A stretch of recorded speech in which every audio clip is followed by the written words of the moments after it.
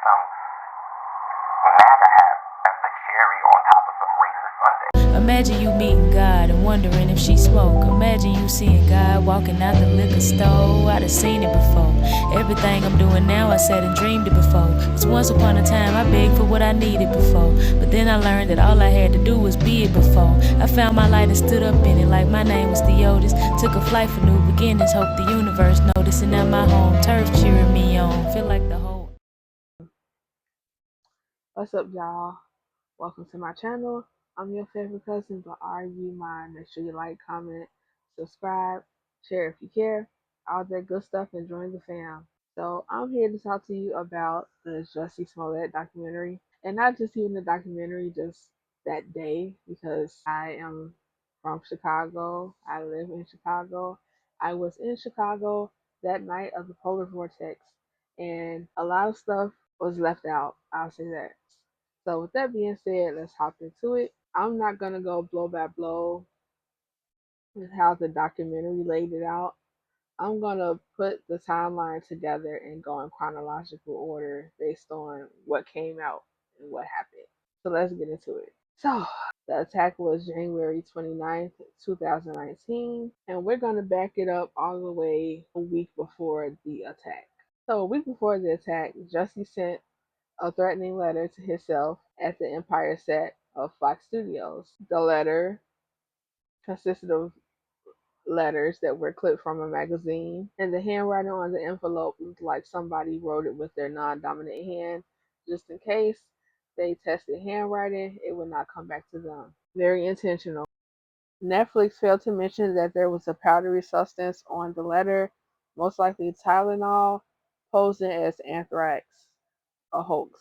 And to me, this feels like something out of an episode of Scooby Doo. It really does. You will die, was what the letter said. And it was accompanied by a drawing of a stick figure man that had a rope wrapped around his neck in front of a tree and a gun being pointed at him. Jussie claims that he was satisfied with how Fox handled the situation, but later on in the documentary, Abel, aka Bola, the tall, skinny brother, revealed that he actually was upset with the outcome because he felt like Fox didn't really handle it the way it should have, he being Jussie. So, 4 days before the attack, Jussie texted Abel, aka Bola, the tall, skinny brother, and said that he needed his help low key or on the low. They met up. Jussie told him that he wanted him and his brother to beat him up, and he also told him about the mysterious letter that he received that Fox wasn't taking seriously. So again, he asked if they could beat him up and told him that he was going to take the camera footage from the cameras near his apartment building and go to social media with it. And he paid them $3,500. 1 day before the attack, the two brothers were seen buying the supplies at a local store for the attack, and they were seen on the store's surveillance video. So, the night of the attack, that night he had landed in Chicago and was picked up from his creative director, Frank Gatson. There was no food in the house, so he walked to the nearest Walgreens, which he thought was 24 hours. But it was the polar vortex, and that day a lot of stuff closed very early. Uber prices were skyrocketing because of the surge from the weather. It was desolate. It was like walking outside and the apocalypse happened. Just putting that into perspective as a person who was there. Anyway, so Walgreens was closed, so he decided to walk to the 24-hour Subway, which was right across the street from that. While in Subway, he texted his manager and told him to call him if he wasn't busy. Manager called him right away. They was on the phone as he was leaving the Subway, and that's when he heard the two assailants. He said at first they yelled Empire. Then they said, "Aren't you on Empire, you?"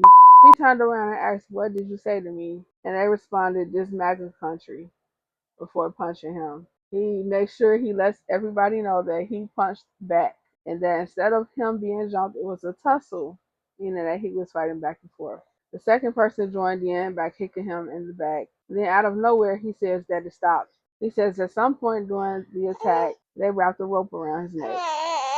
Jussie got up, got his subway bag, then scurried back home. Frank Gasson was the one who made the 911 phone call, And he said Jussie didn't want him to call, but he felt like they needed to make a report of what happened. Once the police arrived on the scene, Frank met them in the lobby of the condo building. As they were getting on the elevator, Frank told them that he was the star of Empire and he didn't really want to make a big issue of it. So in the apartment, you can see Jussie standing there with a rope on his neck. It's very loose. He wasn't talking, crying, hysterical, nothing. And he didn't look beat up or sore. In fact, the police had to ask him to remove the rope from his neck. And his reply was that he left it on so they could see what happened. Then he was adamant about asking them to turn their body cams off. Netflix left out that he claimed they bleached him as well and that the bleach had messed up his clothes. One day after the attack, the Darrow brothers seek refuge back home in Nigeria. In other words, they fled the country. 4 days after the attack, Jussie had a music show in LA. His agents had advised him to cancel, but he was adamant on performing. The venue was packed. The line to get in was down the street and around the corner. During his show, he gave a few speeches. He said, I'm not fully healed, but I'm gonna stand strong with y'all. Now is the time. Be blacker, be gayer, do it right the fuck now. And he also said, this wasn't shown in Netflix, but I remember this. He also said, I'm the gay Tupac. Now, what's Tupac got to do with this? I don't know. I honestly don't know. 2 weeks after the attack, Jussie does a sit down interview with Robin Roberts. And if you ask me, it's starting to look like he has a whole rollout for the aftermath. So in the interview, Jussie seemed more pissed off at the people who doubted his story than he was about being attacked in the first place. He wants his story to be taken at face value and believed, period. And you can see he's wearing a whole bunch of socio-political buttons. You'll see like the Black Power, a rainbow flag, among some other things, which seems very calculated on his part. So Robin Roberts asked him, what happened? He says he touched down in Chicago. Frank Gaston picked him up. No food in the house. Baby, man. He walks to Walgreens is closed, finally lands on Subway right across the street from the Walgreens. He gets on the phone with his manager. Two people are walking behind him. They say Empire. I don't answer to Empire. Then the fight ensues. He must say, fought back. Phone fell out of his pocket. Manager was still on the phone, which I believe he called the manager to have somebody as a witness to the incident. He didn't notice the rope until it was over, but he noticed everything else. How do you not notice somebody take a rope and do that across your neck to the point where you get rope burn? How do you not notice that till after the fact? But you notice when you start getting kicked, you notice when they ran away, you notice when your phone dropped out of your pocket, you notice everything else about that. He doesn't know how long it lasted, and damn it, he don't even know what the people look like. He says he can't tell you what color eyes they have. So what's this? Clip. Did you get any kind of description of the attack? I gave a body description, and because I saw this, right here or whatever, but I can't tell you what color their eyes were. I can't tell you, and I did not see anything except the second person I saw running away. And the first person, I saw his stature. I gave the description as best as I could. Much later. Going to bring me this, the exact opposite of what I saw. I saw a pale-skinned man. I know what I saw. Yeah, he gave a body description, their stature. He didn't see the second person at all. He just saw them running away. So Robin Roberts asked, why did he hesitate to call the police? And he said, because of pride. No pun intended. I'm sorry. Okay. He says, as a gay man, you're considered weak. I'm not weak. I am not weak. And we as a people are not weak. Okay. He said privacy was another reason why he hesitated calling the police. And that was also another reason why he hesitated giving them his phone. I'm not going to do that. Why? Because I have private pictures and videos and numbers. My partner's number, my family's number, my castmates' number, my friends' numbers, my private emails, my private songs, my private voice memos. I don't know what that's going to be to hand over my phone. Again, Netflix failed to mention that there was rope burn around his neck. Barely. and that he was bleached. And he told Robin Roberts that he kept the bleached clothes on, and he also kept the rope on his neck so that the police could see what happened to him. And they didn't come for at least 30 minutes. So let that sink in. He then told Robin that he asked them to turn off their body cams because the police was in the hallway and he didn't want to disturb his neighbors. What that has to do with the body cams, I don't know. But what I do know is that I don't think he wanted people to hear the initial story because he's consistent in saying, my story never changed. We don't know what your first story was because you had them turn the cameras off. So after he tosses them in his apartment, he then took them to where the attack happened. He just so happened to look up, and boom, there was a camera right above where the attack happened in the intersection. He says in the intersection, and at another point he says by the stairs. They discovered that the camera pointed in a totally different direction of the attack. And this is the point that ruined his whole plot because he was really dependent on that camera to be working and picking up the whole thing. He then says, I hate this word, but it's unfair to the victim. People were putting out their own stories on what happened, saying that it was a bad date. He was meeting up to do some things with somebody and it went wrong, that type of thing. But keep in mind, he says he hates the word victim. Robin asked about his injuries. He just said that he was in a lot of pain. Nothing was broken. He lets us know, I walked in the hospital and I walked out the hospital. Again, he's so strong. Then Robin Roberts asks him, why Jussie? And he says because he goes hard against number 45, which was Trump, and injustice. And I don't think anybody is thinking of Jussie Smollett when we're thinking of celebrity activists. If anything, we're thinking about Jussie. He says he thinks there's a link between the letter and the attack. Of course, you are the link. And he wants the video to be found. If the attackers are never found, how will you be able to heal? I don't know. Let's just hope that they are. You know what I'm saying? Like, let's not go there yet. Let's I was talking to a friend and I said, I just want them to find them. And she said, sweetie, they're not gonna find them. He says that I want them to see that I fought back. I want a little gay boy who might watch this to see that I fought back. They ran off. I didn't. He also says he wants a young gay person to learn to fight. Not physically fight, he did that, but also to fight against injustice. And he says, if you're going to die, fight until you do. So if you're catching on, there's a theme, a running theme here in this whole scheme. And it's, I'm not a victim, I'm a fighter. That's the message he wants out of there. Well, on Valentine's Day is when the two brothers returned to Chicago from Nigeria, and they were greeted by the Chicago Police Department and were immediately taken in for questioning. While they were locked up, their attorney brought her phone and showed them the Robin Roberts interview. They got angry and were disappointed that Jussie took it so far, and from there they began to speak. Eventually, Jussie is removed from the last two episodes of Empire that season. He went to the set to apologize to everybody and denied the allegations of creating a hoax. Once the two identities of the assailants was released to the public, you start to notice a shift from everybody that believed him soon started doubting his account on what happened. And I'm gonna leave it right there. I'm not gonna go blow by blow the court case and all of that. Too much to talk about. I'm not doing it.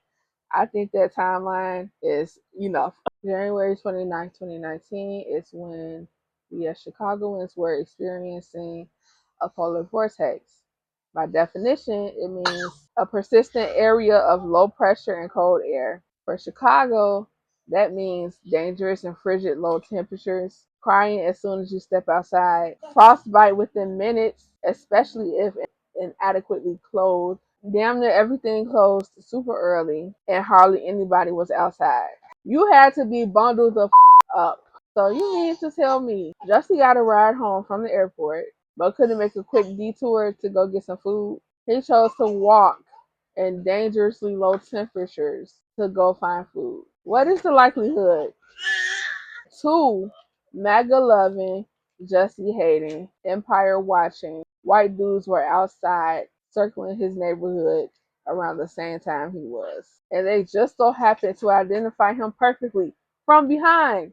while he was bundled up. You mean to tell me that they hated him so much that they only left a couple scratches underneath his eye, a rope burn on his neck, and no substantial bodily harm? No busted lip, no broken nose, bruised ribs, broken ribs, even. Those are the I got beat the up starter pack. And this is coming from two people that hate his existence, that sent him that letter. They've been waiting for this moment, supposedly.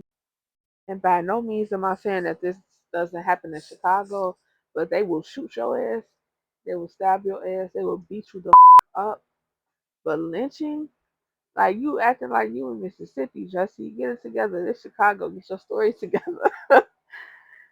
He was able to get up, scurry home, almost unscathed, with a loose rope around his neck that he said he took off, then put back on for the police to see. No robbery. He's rich. And they didn't take his food from him. Like, come on. Be for real. Be for real. And throughout this whole thing, his narrative that he wants to, like, beat into us is that he's not weak. He's strong. He's a fighter. He's fighting for himself. He's fighting for the people. Fight, fight, fight is all he's saying. Fight, fight, fight. This whole time. It's like the thread throughout the whole story, keeping everything together. And to the people that saying they would rather believe him over the Chicago Police Department, I hear you, but I don't hear you. It's like, I hear you, but I don't hear you. In the documentary, I don't like how in the documentary they tried to loop in this whole Jussie story with the story of Laquan McDonald, because it's totally unrelated. At the end of the documentary, there's this video footage of who I believe are the two brothers, because in evidence, the police did track them up and down the street to their residence, like a block before the residence is where they lost track of them, to the attack, and then they went back. I do believe it's the brothers, but I'll let y'all think for yourselves. I'm gonna insert a clip, and you tell me, you see black men walking or white men? Again, I think it's the brothers, because if you look, you have a reference. That man sitting in the taxi cab is a black man. And if you look at the man, the first man walking in front, that's Ola, the short brother. Look at his hairline, his hair. That's a black man's head. Look at his stature, short, stocky. That's Ola. The one behind him is the tall brother, tall, skinny brother, Bola. Look at the taxi man's color against his color when they cross or when they next to each other. It's going to be about the same. Those are three black men in that frame. You can't tell me no differently. If you can, leave me in the comments. We could debate about it. But I'll see you there. Thank you for watching this video. Make sure you like, comment, subscribe, share, all that good stuff. Excuse Mr. Man in the background. He's busy. I'll be trying to knock videos out while he's sleeping. Anyway, thanks again. I really appreciate my supporters. And we out. They call me lost when I wander.